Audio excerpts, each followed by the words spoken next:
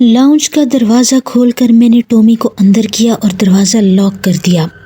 इसके बाद मैंने गहरी सांस ली, पानी की तलब महसूस करते हुए किचन की जानिब चलने लगा। अभी चंद ही कदम चला था कि पीछे से टॉमी के भौंकने पर मेरे कदम वहीं ठहर गए। मुड़कर देखा तो टॉमी फर्श पर कुछ सूंघ रहा था। मुझे फर्श पर अपने जूतों के निशान नजर आए। मैंने झुककर गौर किया तो मेरे रोंगटे खड़े हो गए। उफ खुदा, ये कैसे मुमकिन था? क्योंकि वो खून के निशानात थे, बिल्कुल ताज़ा खून, जो मेरे जूतों के निचले हिस्से से लगकर मेरे साथ साथ कदमों के निशान बनाता हुआ चल रहा था। आखिर ये क्या हो रहा है?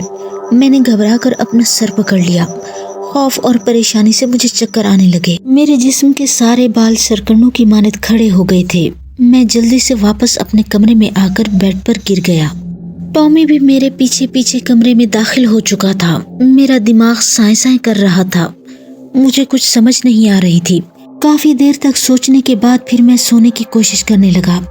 मैंने सोचा कि सुबह होते ही पहली फुर्सत में यहाँ से वापस चला जाऊंगा। इस सोच के साथ मैंने सोने की गर्ज से आंखें मूंद ली, लेकिन नींद मेरी आंखों से कोसों दूर थी। सुबह से अब तक होने वाले अजीबो गरीब वाकयात के बारे में सोचते सोचते कब नींद मुझ पर गालिब आ गई पता ही ना चला। आधी रात को मेरी आंख टॉमी के भौंकने की आवाज से खुली। मैं घबराहट में उठा और टॉमी को ढूंढने लगा। तलाश करते करते लाउंज में पहुंचा तो टॉमी को बैरूनी दरवाजे की तरफ टुकटुकी बांधे देखते हुए पाया। कमरे का दरवाजा तो अंदर से बंद था, लेकिन शायद इसमें मौजूद खिड़की खुली रह गई थी, जिसमें से टॉमी निकलकर लाउंज में कूद चुका था। वो लाउंज के बंद दरवाजे की तरफ देखते हुए अपनी दुम और सर को कुछ इस अंदाज में हरकत दे रहा था जैसे किसी के इंतजार में हो कि वो अभी इस दरवाजे से अंदर दाखिल होगा और वो इस पर हमला कर देगा। उसका ये अंदाज बता रहा था कि दरवाजे की दूसरी जानिब कोई मौजूद है।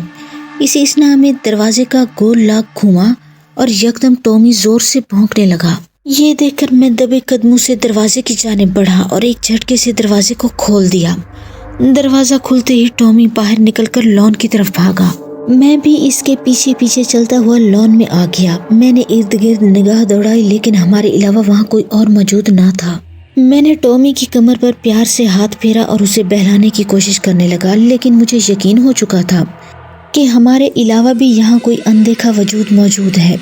सुबह का इंतजार करने से बेहतर है कि मैं अभी वापस चला जाऊं। ये ख्याल आते ही मैं कमरे की जानिब गाड़ी की चाबी लेने के लिए दौड़ा। जैसे ही चाबियां उठाकर मैं वापसी के लिए पलटा तो लाउंज में फिसलकर गिर पड़ा। चाबी मेरे हाथ से फिसलकर दूर जा गिरी। यकदम गिरने की वजह से मुझे अपने जिस्म में दर्द महसूस हो रहा था और इस शिद्दत से मेरी आंखें बंद होने लगी थी और मुझे अपने चेहरे पर किसी चीज के कतरे गिरते हुए महसूस हुए।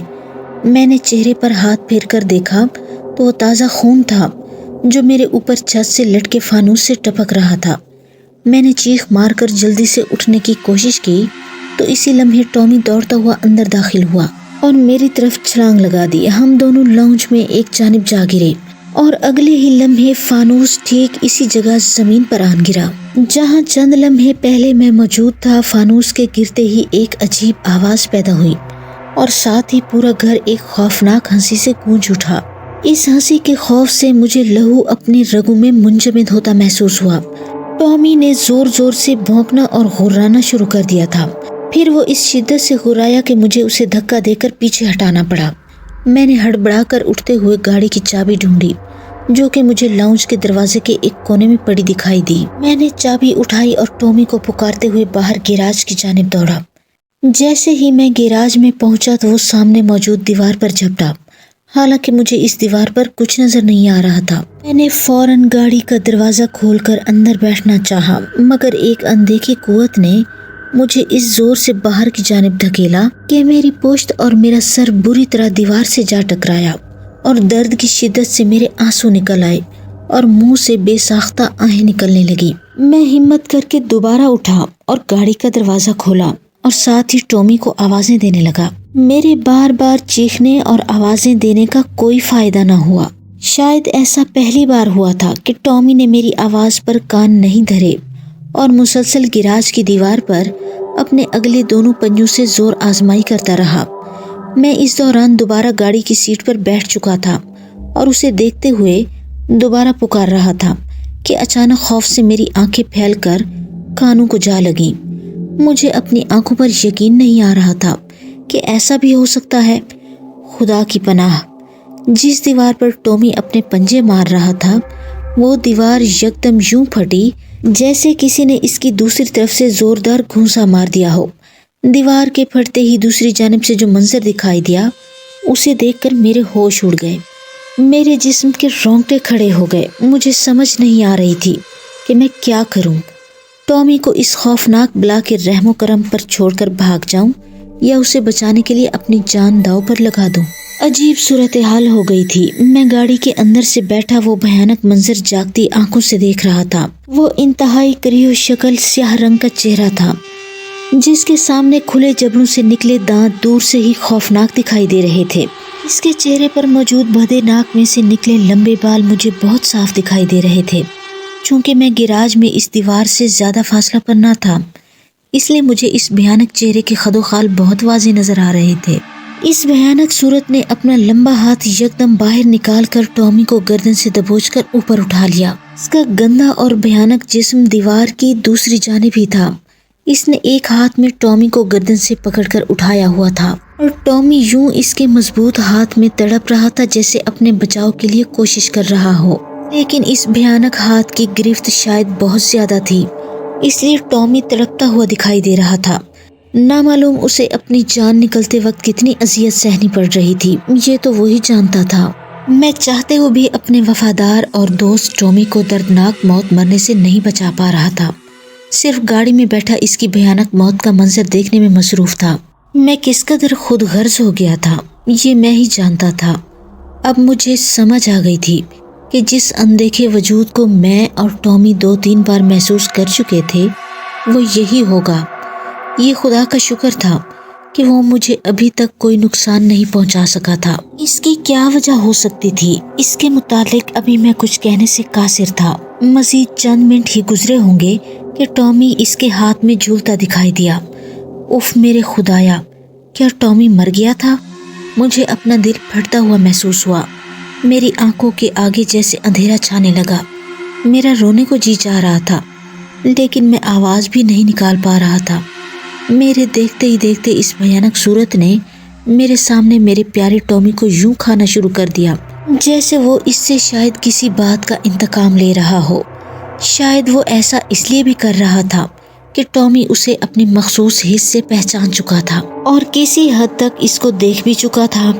ٹامی تو میرے لیے اپنی جان کی بازی ہار چکا تھا جس کا مجھے ہمیشہ افسوس رہے گا، لیکن اب سوال یہ پیدا ہوتا تھا کہ اب مجھے کیا کرنا چاہیے۔ دیوار دوبارہ برابر ہو چکی تھی اور گیراج کے اندر کی جانب ٹامی کی ہڈیاں اور اس کی سفید کھال پڑی تھی۔ میں نے کچھ دیر رک کر حالات کا جائزہ لیا اور جب ہر طرف خاموشی کا راج دیکھا تو آہستہ سے گاڑی سٹارٹ کرنے کی کوشش کی۔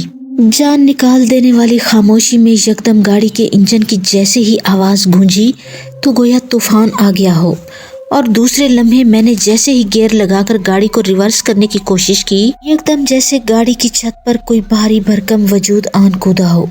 کودنے کی آواز سنتے ہی میری خوف سے چیخیں نکل گئیں۔ میں نے جلدی سے دوبارہ گاڑی کو ریورس کرنے کی کوشش کی تو اچانک ونڈ سکرین پر چھت سے ایک انتہائی خوفناک چہرے نے میری طرف گاڑی کے اندر جھانکا۔ اسے دیکھ کر میرے ہاتھ پیر ٹھنڈے ہو گئے کیونکہ میں پہچان چکا تھا یہ وہی بھیانک چہرہ تھا جس نے میرے ٹامی کے ساتھ وحشیانہ سلوک کر کے اسے اپنی خوراک بنا لیا تھا۔ میں نے فوراً ڈیش بورڈ پر رکھا ہوا ریوالور نکالا اور اس سے پہلے کہ بھیانک چہرہ شیشہ توڑتا میں نے یکدم پستول کا رخ اس کی جانب کر کے گاڑی کے اندر سے ہی اس پر گولی چلا دی، لیکن اس سے پہلے کہ گولی شیشہ توڑ کر اس کو لگتی وہ دوبارہ چھت پر غائب ہو گیا۔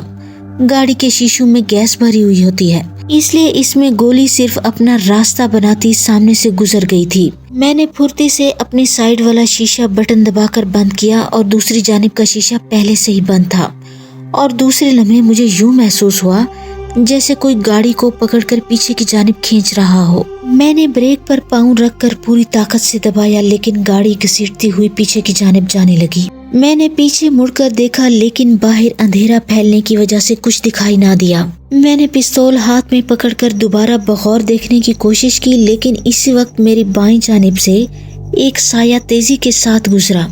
میرے رونگٹے کھڑے ہو گئے. مجھے اپنی موت صاف نظر آنے لگی. Please like, comment and subscribe the channel Shehzad Khan Horror Stories and thanks for watching.